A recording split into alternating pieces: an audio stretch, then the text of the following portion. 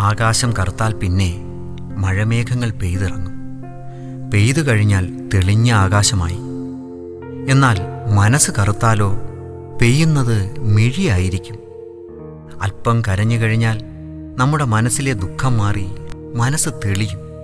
ഈ ആശയം ഒരു നുറുങ്ങ് കവിതയായി ശ്രീമതി വി എസ് കലാദേവിയുടെ ശബ്ദത്തിൽ നമുക്കൊന്ന് കേൾക്കാം.